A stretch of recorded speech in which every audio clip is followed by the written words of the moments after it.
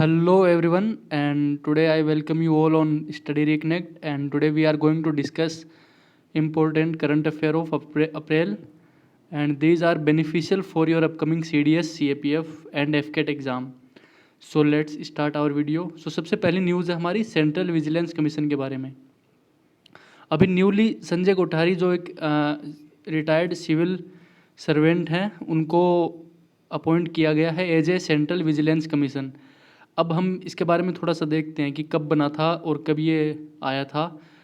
तो 1964 के अंदर एक कमेटी बनी थी जिसका नाम था के संथानम कमेटी। इनकी रिकमेंडेशन के ऊपर सेंट्रल विजिलेंस कमीशन बनाया गया था। अब क्वेश्चन ये भी बन सकता है कि K Santhanam committee is related to, ठीक है, तो ये एक कमेटी ध्यान में रखिए। अब नेक्स्ट है कि ये एक स्टेचुरी बॉडी है। जो स्टेचुरी बॉडी कौन सी होती है? जो एक्ट के थ्रू बनती है। तो कौन से एक्ट के थ्रू बनाता है ये बनाता सेंट्रल विजिलेंस कमीशन एक्ट 2003 के अंतर्गत ये बना था सेंट्रल विजिलेंस कमीशन। अब ये क्या काम करता है? तो ये प्रिवेंशन करता है, जो भी करप्शन होता है उसको रोकने का काम करता है। ये उस पर नज़र रखता है कि कहाँ पे कोई पब्लिक सर्वेंट है जो कोई रिश्वत तो नहीं ले रहा, और ये सब काम होता है इसका नज़र रखना सेंट्रल विजिलेंस कमीशन का बेसिकली। तो और अब कौन कौन होते हैं इसके अंदर सेंट्रल विजिलेंस कमीशन के अंदर? तो देखो, एक तो चेयरपर्सन होता है, बाकी के दो बाकी के दो होते हैं विजिलेंस कमिश्नर। तो एक हो गया सीवीसी सेंट्रल विजिलेंस कमीशन, और बाकी के हो गए वीसी। अब इम्पोर्टेंट बात यह है कि दो से ज़्यादा वीसी नहीं हो सकते, विजिलेंस कमिश्नर दो से ज़्यादा नहीं हो सकते। तो इसके अंदर कौन कौन होते हैं? तो एक हो गया सीवीसी, एक हो और दो हो गए वीसी विजिलेंस कमिश्नर। मतलब इनको आप एक असिस्टेंट बोल सकते हो सीवीसी का, ठीक है।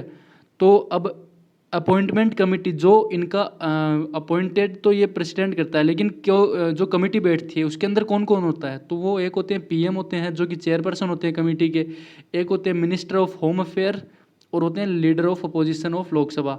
इन तीनों की रिकमेंडेशन के बाद में प्रेसिडेंट साहब अपॉइंट करते हैं सीवीसी को, सेंट्रल विजिलेंस कमीशन को, ठीक है।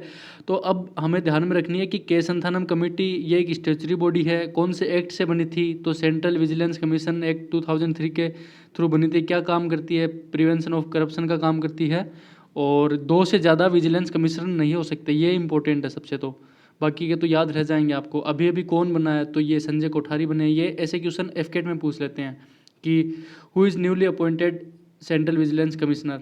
तो ये हैं संजय कोठारी। अब चलते हैं हमारी नेक्स्ट न्यूज़ के ऊपर। तो अब देखो, ये स्टेट इलेक्शन कमीशन न्यूज़ में था। तो ये न्यूज़ में क्यों था? अभी क्या हुआ कि जो आंध्र प्रदेश की गवर्नमेंट है, इन्होंने वो अपने स्टेट इलेक्शन कमिश्नर को उठाने का ऑर्डिनेंस लाया था 10 अप्रैल को। अब ये क्यों लाया था? क्या इनके दिक्कत हो गई कि स्टेट इलेक्शन कमीशन को हटाने के लिए इनको ऑर्डिनेंस लाना पड़ा? तो देखो, आंध्र प्रदेश के अंदर क्या हुआ था कि अभी कोविड-19 के चलते जो वहाँ के स्टेट इलेक्शन कमीशन थे, उन्होंने जो पंचायत के इलेक्शन होने थे उनको बिना सरकार की इजाज़त के उन्होंने आगे, मतलब कि आगे खिसका दिया। तो ये बात वहाँ के सीएम को अच्छी नहीं लगी, और इसी के कारण उन्होंने क्या किया कि ऑर्डिनेंस ला दिया जी वहाँ के प्रेजेंट जो स्टेट इलेक्शन कमिश्नर हैं उनके ऊपर।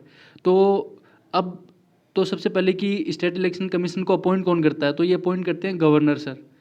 और ये क्या काम करते हैं? देखिए, एक होता है सेंट्रल इलेक्शन कमीशन और एक होता है स्टेट इलेक्शन कमीशन। तो जो स्टेट इलेक्शन कमीशन है वो पंचायत और म्यूनसिपैलिटीज़ के लोकल बॉडीज़ हैं उनके इलेक्शन कंडक्ट करवाता है। और सेंट्रल इलेक्शन कमीशन कंडक्ट कौन से इलेक्शन करवाता है? जो हमारे पार्लियामेंट के हो गए और प्रेसिडेंट के इलेक्शन हो गए, और जो स्टेट गवर्नमेंट के इलेक्शन हो गए, जो एमएलए और एमपीज़ के इलेक्शन हो गए, वो करवाते हैं ये सेंट्रल इलेक्शन कमीशन, ठीक है।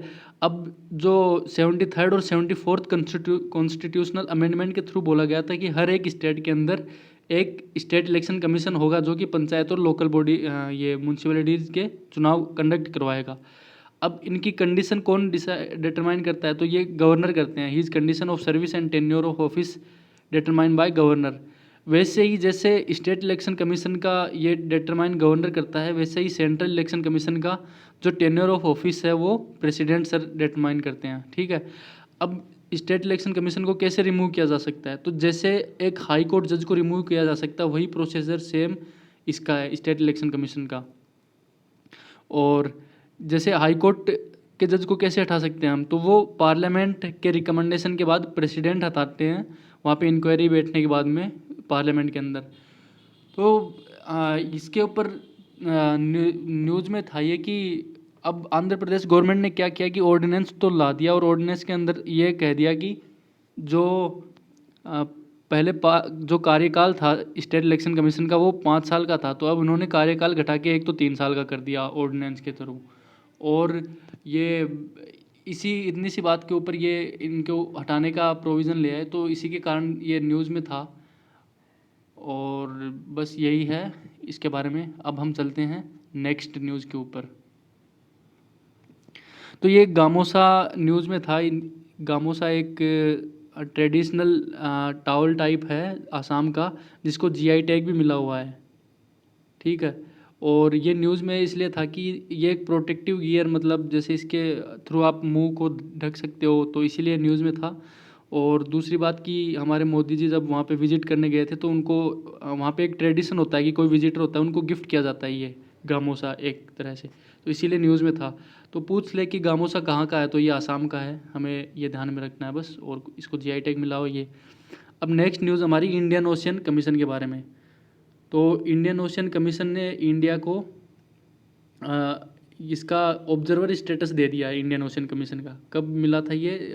6 मार्च 2020 को। और ये इंडियन ओशियन कमीशन कब फाउंड हुआ था? तो ये 1982 के अंदर फाउंड हुआ था। बेसिकली ये इसकी 5 कंट्रीज़ हैं इंडियन ओशियन कमीशन की। तो कौन कौन सी है वो? एक है मेडागास्कर, कोमोरोस, मॉरिशस, रियूनियन, ये फ्रांस का आइलैंड है, और एक सीशल्स। अब अगर क्वेश्चन में स्टेटमेंट आए कि India is a part of Indian ocean commission, तो नहीं, हम इसके पार्ट नहीं है, हम एक ऑब्जर्वर स्टेटस है, ऑब्जर्वर मेंबर है इसके, हम इसके पार्ट नहीं है। और अगर क्वेश्चन में आए कि which of the following country is not a part of Indian ocean commission, तो ये 5 कंट्रीज़ आप ध्यान में रखिएगा, क्वेश्चन पूछ सकते हैं। हालांकि एफकेट में पूछ ले या सीएपीएफ में पूछ ले, बस ये 5 कंट्रीज़ इनको ध्यान में रखिए आप। मेडागास्कर, कोमोरोस, मॉरिशस, फ्रांस और सीशल्स, ये 5 इसकी मेंबर हैं ठीक है। अब नेक्स्ट पे चलते हैं हम। तो एक ग्लोबल टेररिज्म इंडेक्स की रिपोर्ट आई है, जिसके अंदर हमें इंडिया की 7th रैंक है, जिसमें हम 7th worst terrorism affected country हैं वर्ल्ड के अंदर। अब ये कोई किसी कंट्री का या फिर बाकी, ये बस एक थिंक टैंक है जिसने ये रिपोर्ट जारी की है। हेडक्वार्टर कहाँ पे इसका? तो ये है सिडनी, ऑस्ट्रेलिया के अंदर।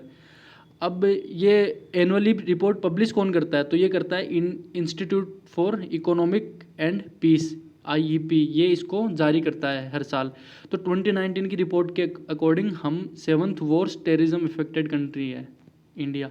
सबसे मोस्ट अफेक्टेड कौन सी है? तो वो अफ़गानिस्तान है, उसके बाद इराक, फिर नाइजीरिया, सीरिया, पाकिस्तान और सोमालिया,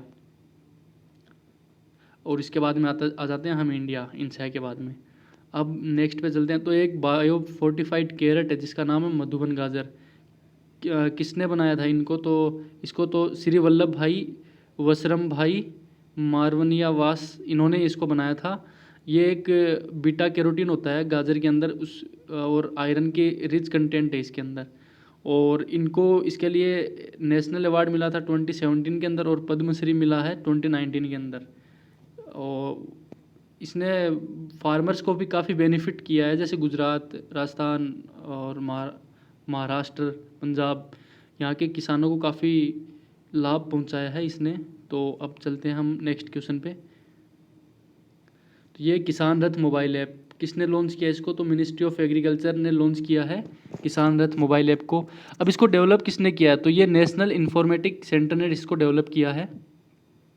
और देखो ये क्या है किसान रथ मोबाइल ऐप? तो एक मंडी से अगर दूसरी जगह सामान ले जाना हो, तो इस मोबाइल ऐप के थ्रू हमें व्हीकल की, ट्रांसपोर्ट व्हीकल की सहायता मिल जाएगी, ठीक है।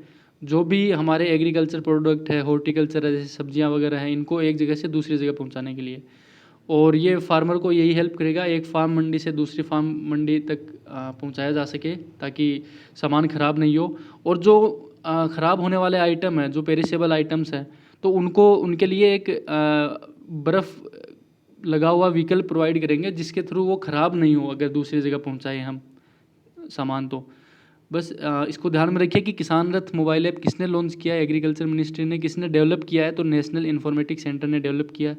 किस काम के लिए है? तो ये एक जगह से दूसरी जगह एग्रीकल्चर और हॉर्टिकल्चर जो प्रोडक्ट है उनको ट्रांसपोर्ट करने के लिए मदद करेगा।